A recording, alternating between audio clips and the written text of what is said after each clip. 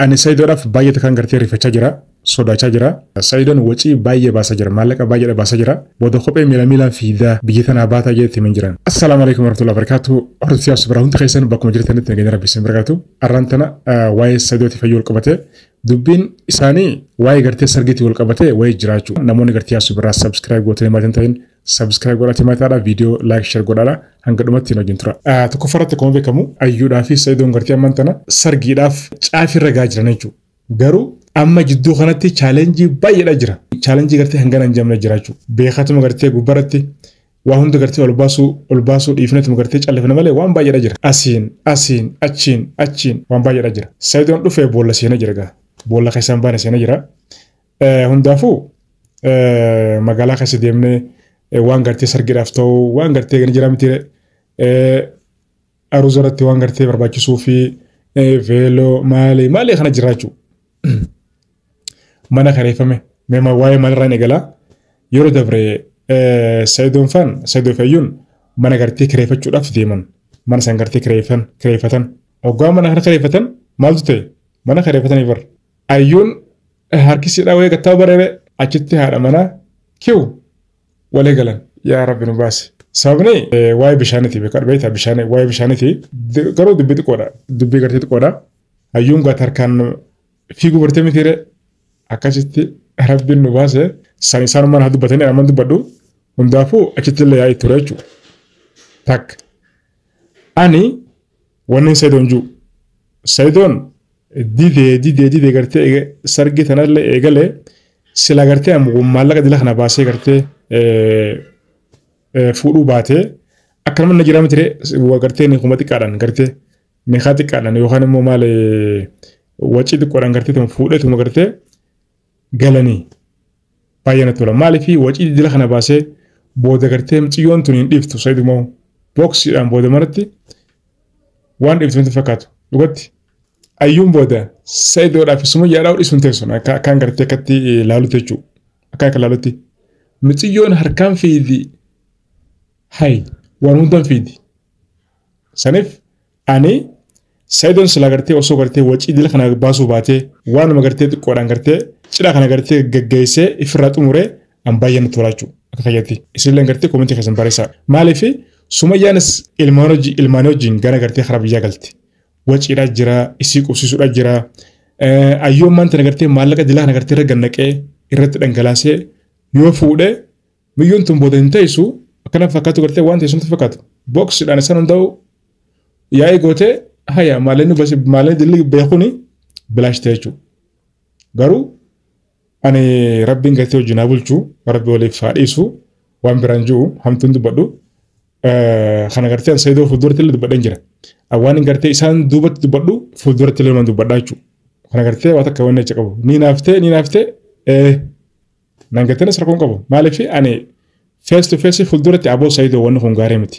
Yaa obboleessu miyyoon tuni yoo maallaqa dila kanarra ganneexee yoo fuutillee si dhiisuun teessu garuu kabajaadhaa fuudhituma garuu maallaqa dila kanan baasin.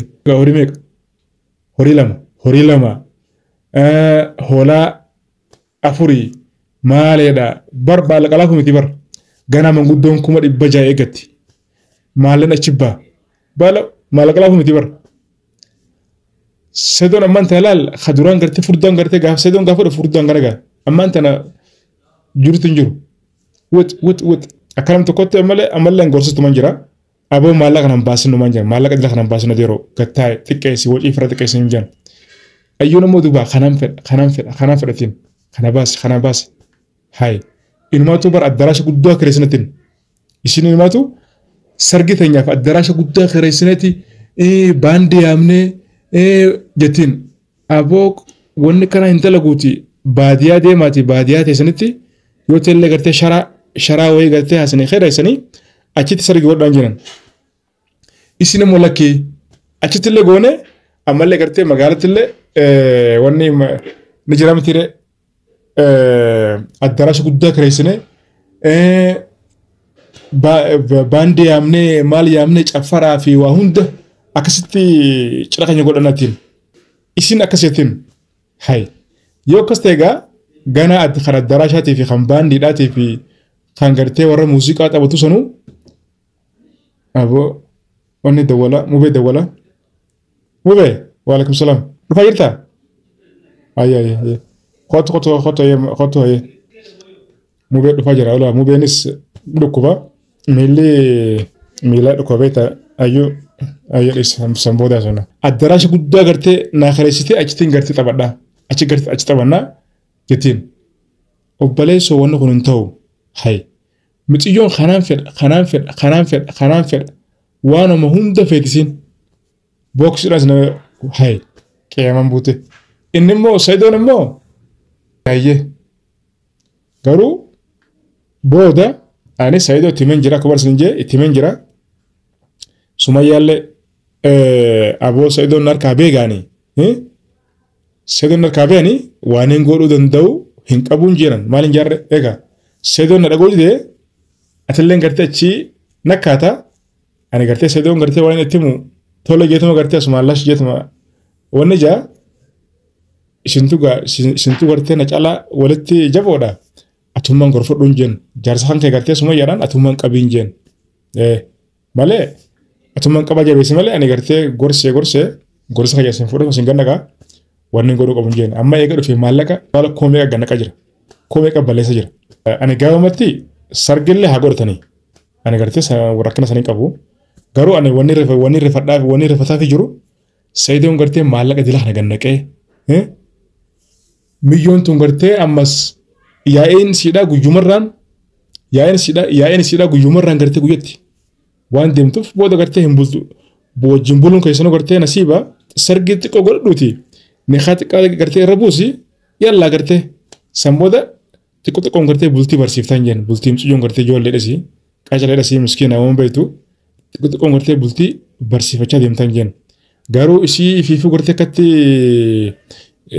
waa'ee bultiin beene waa'ee jireenyaan beene tana miskiina tana takkatti harkaan fiiju tana fuutee maallaqa dila kana ragganaytee booda khasaaraa si jalaa fiidii si jalaa baatii khasaaraan jeenan itti himen jira kanas dhageenye eenyumaatu sangaa bitaadha jee ammaan tana arraan tana shunkurtii ana hin finnan jira beektaa ana hin finnan jira laayitii gartee sargiidhaaf ta'u laayitii sargiidhaaf ta'uu fi maal kana qopheessinan jecha jira ammaan tana hundaafuu rabbiin gartee hojjaa bulchuu yennaa du'aa goona kuniti gama sanii ta'e naaf qabuu fi garuu ilmaan isaatii fi sumayyaa rabbiin gartee nagaa kannuuf wanni jennu tanuma du'aa godhaa fi yoo gartee hamtuun jiraatillee silaaf hamtuullee gartee wajjin shir godhachuu barra jirra rabbiin gartee balaa nurraa qabu malee tuunsaayyuudhaa gartee dandeenye rakkoon hin jiru yaa'ii gartee ayyuudhaa barra jirra rakkoon qabu garuu balaa biraa qofa rabbii irraa qabu maatii Saidootii fi maatii gartee ayyuudhaatii fi akkasuma gartee ni jiraame gandummaan qofti walitti hin bu'in rabbiin gartee isaan qofa isaan jidduudhaatti rabbiin gartee nagaa haa buusu garuu